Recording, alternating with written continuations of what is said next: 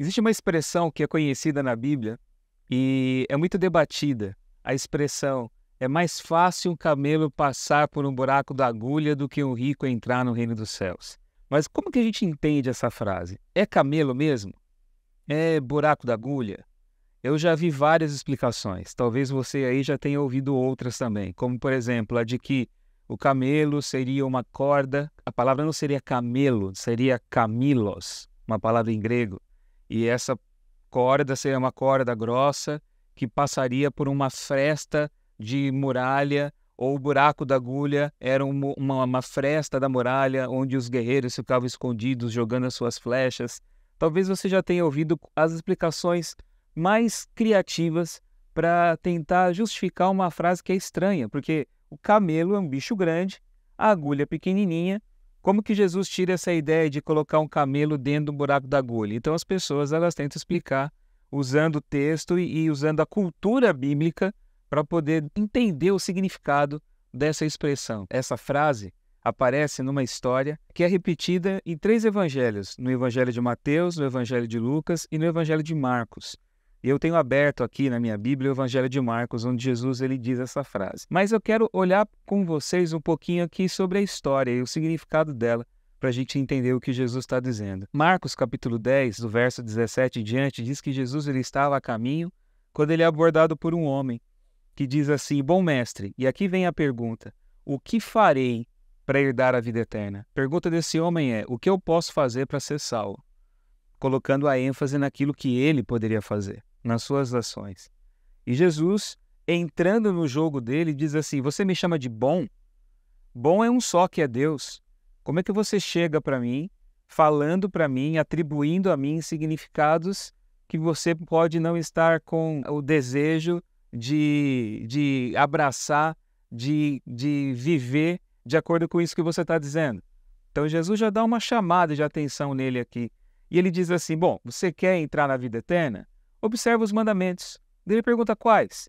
E Jesus vai citar aqui todos os relacionamentos dos 10 que tem a ver com o relacionamento humano. Os mandamentos com o relacionamento humano. Ele vai dizer assim: não mate, não cometa adultério, não furte, não dê falso testemunho, não defraude ninguém, honre seu pai e sua mãe. E aí ele diz assim: eu tenho feito isso tudo desde quando eu era moço, diz aqui esse rapaz. Aí Jesus vem com a frase poderosa. Jesus diz assim, o texto diz que Jesus olhou para ele com amor. E aqui eu acho muito bonita essa expressão, ele olha com amor, mas é um amor que confronta. O amor nosso muitas vezes passa a mão na cabeça, né? A gente evita esse confronto. O amor de Jesus não. Ele olha e ele vai no cerne da questão e ele diz assim: pega tudo que você tem, venda, dá aos pobres e aí você vai me seguir. Porque se você realmente é uma pessoa que ama tanto o próximo, porque você guarda os mandamentos todos que tem a ver com o próximo, né? Então, se você ama o próximo de verdade a esse ponto, então dê tudo que você tem, venha e me segue. E aqui diz o texto que esse homem ele foi embora muito triste, porque ele era dono de muitas propriedades. E embora seja aqui um ato de especulação que eu vou dizer aqui para vocês, mas naqueles tempos, considerando a sociedade daquela época, era muito difícil alguém ser dono de propriedades, donos de muitas terras, numa terra tão pequena, que vivia debaixo de uma opressão de um governo estrangeiro como Roma. Era muito difícil alguém ser dono de propriedade, sendo uma pessoa que realmente amava o próximo.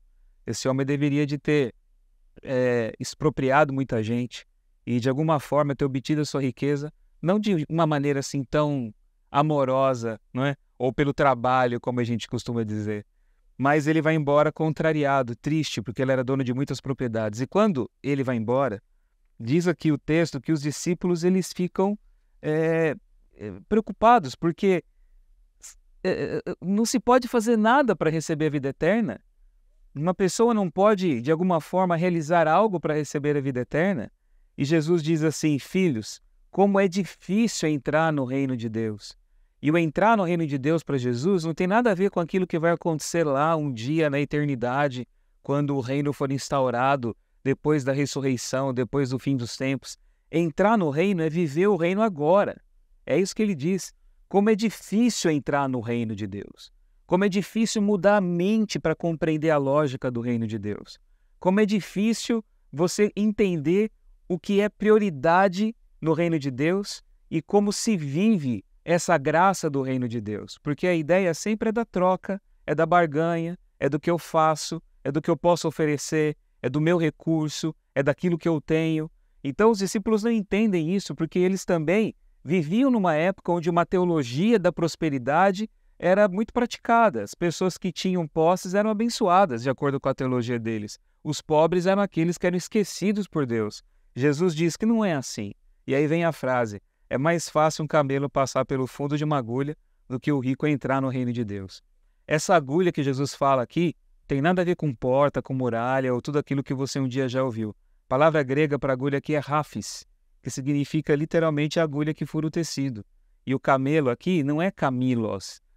Alguns manuscritos posteriores, muito mais tardios, começaram a mudar a grafia da palavra de camelos para camilos. Camilos seria realmente uma corda grossa, porque eles tentaram dar uma suavizada nessa metáfora absurda de Jesus. Mas o que ele fala realmente é isso mesmo, é um camelão, que é considerado um bicho, o maior bicho que eles conheciam naquele tempo lá, era o camelo entrando num buraco de uma agulha.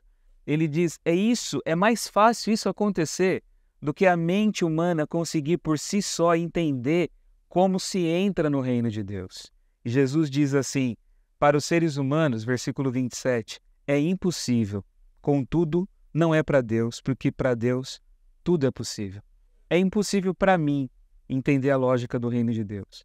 É impossível para mim entrar no reino de Deus. É impossível para mim comprar o reino de Deus. É impossível para mim barganhar qualquer coisa que eu tenha como recurso ou qualidade minha para me tornar favorável aos olhos de Deus. Mas para Deus nada é impossível.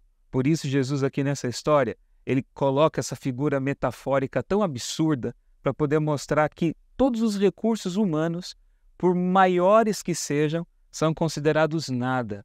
O ser humano por si só não consegue. Eu dependo única e exclusivamente da graça de Deus. Por isso que ele diz, para os seres humanos, isso é impossível.